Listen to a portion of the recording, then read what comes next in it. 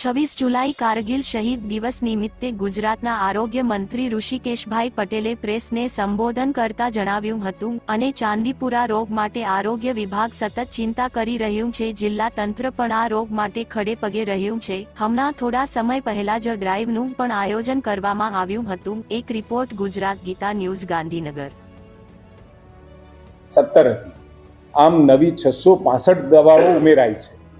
આ 1382 પૈકી પ્રાથમિક ઉપચાર માટે 308, સેકન્ડરી માટે 495, ટર્શરી માટે 1349 કે જેમાં પ્રાથમિક અને સેકન્ડરીની દવાઓનો પણ સમાવેશ થાય છે અને સ્પેશિયલ કેટેગરીમાં 33 દવાઓનો આપણે સમાવેશ કર્યો છે, જેમાં ટેબ્લેટના ફોર્મમાં 543, ઇન્જેક્શન 331, સર્જિકલ 300 અને અન્ય 208.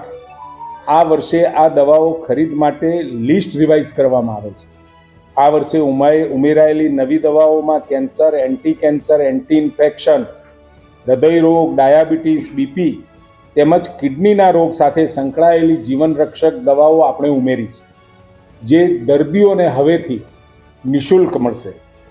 આ વર્ષથી આપણે પ્રિડિક્ટિવ ડિમાન્ડ મૂકવામાં આવશે, એટલે કે જ્યાં આગળ જે આપણા સરકારી સ્ટોરમાં જે દવાઓ ઉપલબ્ધ હોય એની વાર્ષિક સમીક્ષા કરી અને એમાં વપરાતી દવાઓમાં 20% ઉમેરો કરી અને એની ડિમાન્ડ ઓટો જનરેટ કરી અને દવાઓ સપ્લાય કરવાનો નિર્ણય કર્યો છે, જેથી કરી અને ઘણી વખત એ દવાઓ નથી મળતી અથવા તો નથી એવા જે પ્રશ્નો ઊભા થાય છે. લગભગ તો એ આપણને જે ડિમાન્ડ મળતી હોય છે, ઇન્ડેન્ટ મળતું હોય છે, એના આધારે તરત જ સપ્લાય થતું હોય છે.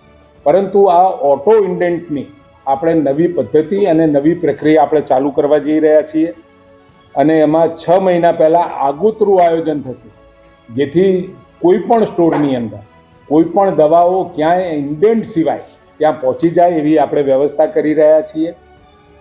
અને તાજેતરમાં જે સૌથી મોટો મુદ્દો MBBS ડૉક્ટરો વર્ગ 2ના મેડિકલ ઓફિસર્સનો હતો. આપણે 1110 જેટલા તબીબો આ વખતે આપણે બોન્ડેડ તબીબો મૂકી રહ્યા છીએ અને આ તબીબો ગ્રામ્ય અને શહેરી બંને વિસ્તારોમાં, જેમાં અંતરિયાળ વિસ્તારો, ટ્રાઇબલ વિસ્તાર અને એવા વિસ્તારો કે જ્યાં જવા ડૉક્ટરો લગભગ તૈયાર નથી થતા એવી જગ્યાઓએ આ આપણે પોસ્ટિંગ કરી રહ્યા છીએ.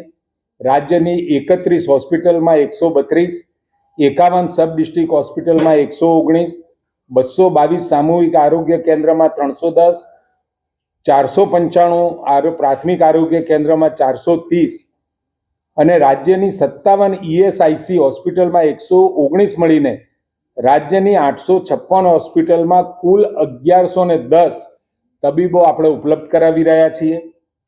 તબીબી વર્ગની 1272 જગ્યાઓ પૈકી 1110 તબીબોને આપણે નિમણૂક આપી રહ્યા છીએ અને બાકી રહેતી જગ્યાઓ પણ આપણે સત્વરે ભરવા માટે આખું લિસ્ટ અને આખી પ્રક્રિયા આપણે તૈયાર કરી છે.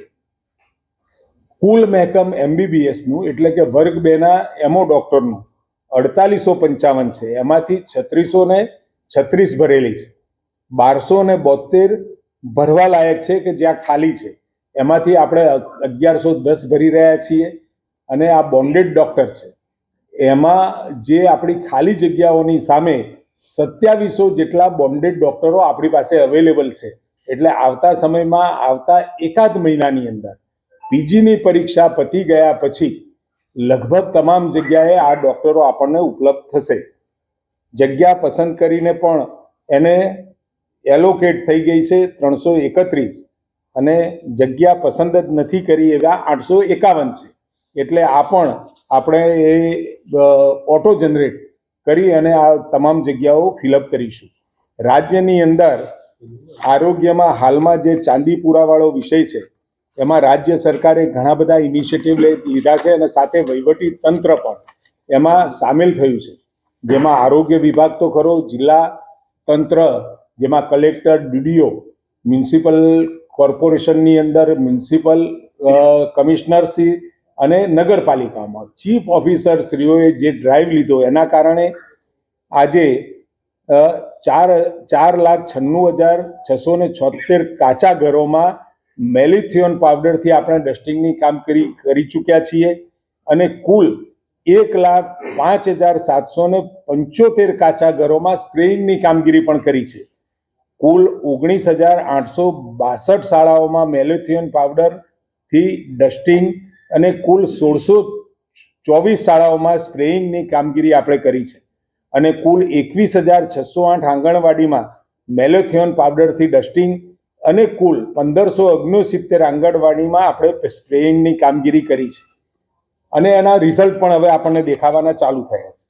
અત્યારે કુલ કેસ જે 124 કેસ ટોટલ પેશન્ટ છે અને જે બહારના રાજ્યોના છે એ કુલ 9 મળીને કુલ 133 કેસ અત્યારે આપણી પાસે છે, જેમાંથી ડેથ 44 થયા છે, ડિસ્ચાર્જ આપણે 26 કર્યા છે, એટલે 26 બાળકો સાજા થઈને ઘરે ગયા છે અને અત્યારે અંડર ટ્રીટમેન્ટમાં 54 જેટલા બાળકો અત્યારે સારવાર હેઠળ છે.